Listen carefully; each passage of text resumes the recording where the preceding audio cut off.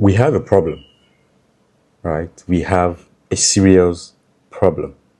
So if you are in Ghana, right? If you are in Accra, Greater Accra, and your water TDS level is above 10,000 milligrams per liter, the possibility of you getting a reverse osmosis to treat such a water is almost impossible.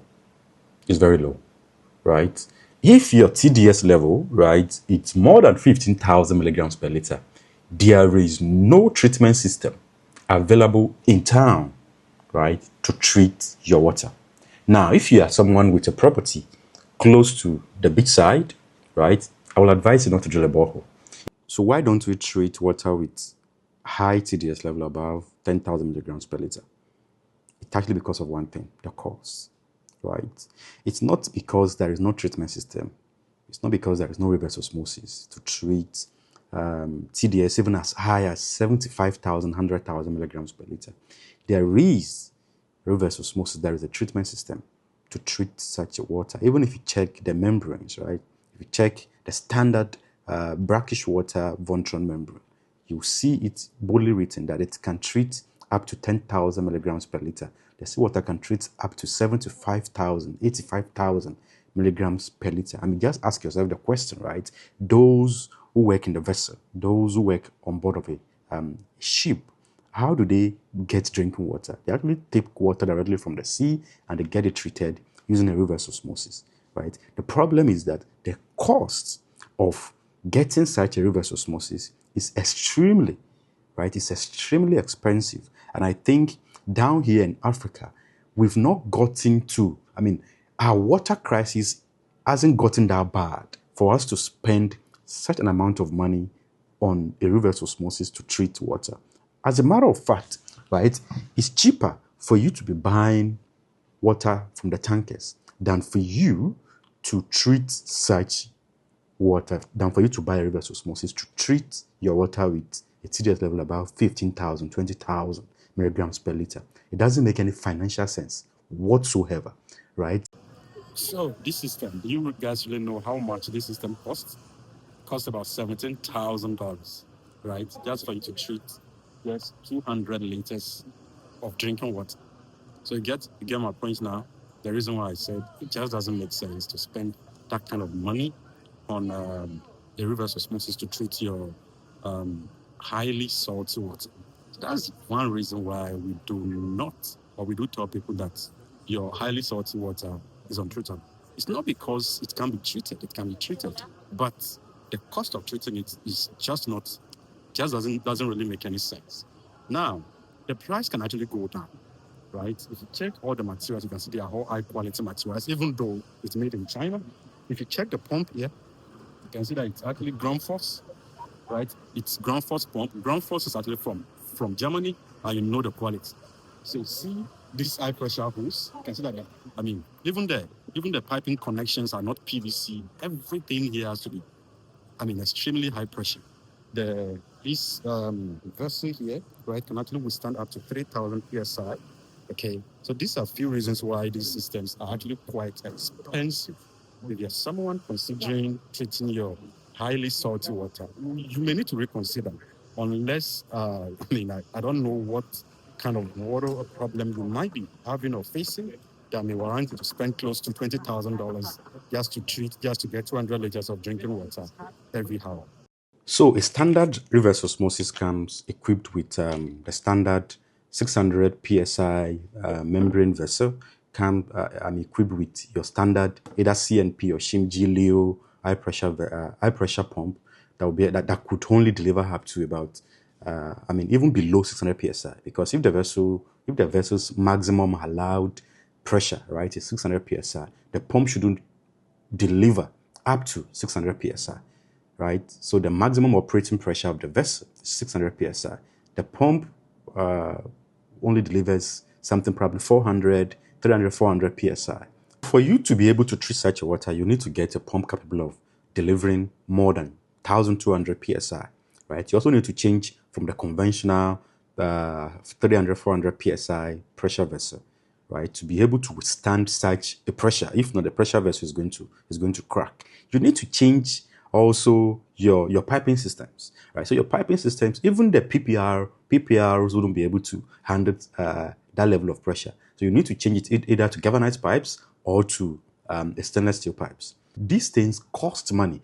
As a matter of fact, right, there is no Chinese pump, right? There is no high pressure pump in the water treatment industry capable of doing that. The only Chinese company, U Power Electrics, right, capable of doing that, right, are actually supplying an Italian company, right? And it seems, I don't know, the whole story is sketchy. It seems they're not allowed to sell that kind of pump to anyone else. So it's some kind of special pump, right, that you can actually get on the Chinese market. So these our conventional Chinese systems wouldn't be able to do that. Now, no, the Chinese system can actually do it, right? Chinese systems can do it. Just that the pumps would have to be a ground force pump. They have to use German parts to assemble the system. Let's assume that your TDS level is about 35,000 milligrams per liter. For you to get 100 liters of water, right, you may need to spend close to $10,000. Spend close to $10,000 for you to get 100 liters of purified water, meaning with that you should be getting about 500, below 500 milligrams per liter as your total dissolved solid. That's the treated water. Yeah, right? Your output below 500 milligrams per liter.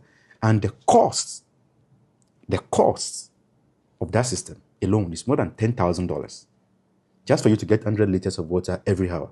So I don't really understand what kind of, I know people have money, but if there are cheaper or much affordable alternative for you, I see no reason why you should invest in getting a $10,000 system just for you to get 100 liters of water that may not even be enough for you to use in the kitchen. Let's assume that you buy sachet water, right?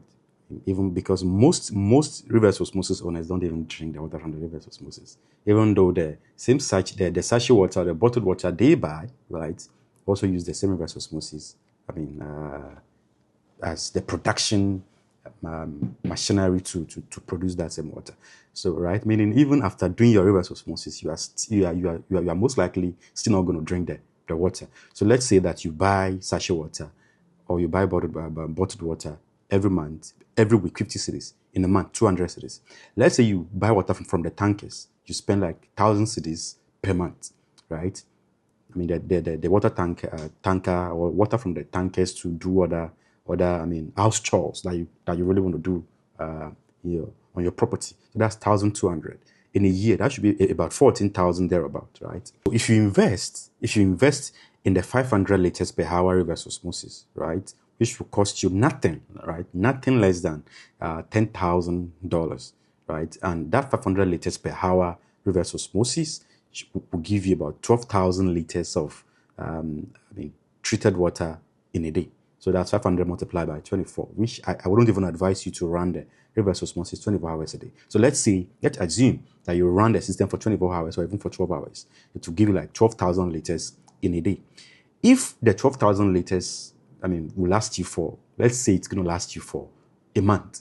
So now, if you calculate the 14,000 thereabout, 14,200 or 14,400 per year that you spend on buying water from the tankers and water for, to buy sachet or bottled water, it will take you roughly, right? It will take you roughly, at the current exchange rate of 10.2, $10,000 is going to be about 102,000 Ghana cedis. Now, it will take you roughly 7 years if you spend 14,400 on sachet and water tanker per year, right? It need to take you like 7 years for you to match up to get back the money you invest on the reverse osmosis. Now, I'm here to calculate the running costs, the other expenses, the electricity costs. I'm using heavy industrial high pressure pump that consume a whole lot of power. And if you run this thing for 24 hours, so the running cost, the cost of changing your cartridges and the media, the cost of regeneration, the cost of the of antiscalant, the cost of CIP. At the end of the day, you will realize that even in 10-20 years, you are yet to recoup whatever investment you think, whatever money you think you are saving by purchasing this kind of reverse osmosis. So, is there a reverse osmosis to treat water with high level of TDS? Yes, But is it worth it? No. Right? So it's not about the membrane, because sometimes when people call, you'll be like, oh, sorry, we do not have the kind of membrane to treat your water. It's not really the membrane. Right? It's not the membrane, it's not anything at all. We are only thinking about the cost. That doesn't really make any sense to import such a system or to install such a system.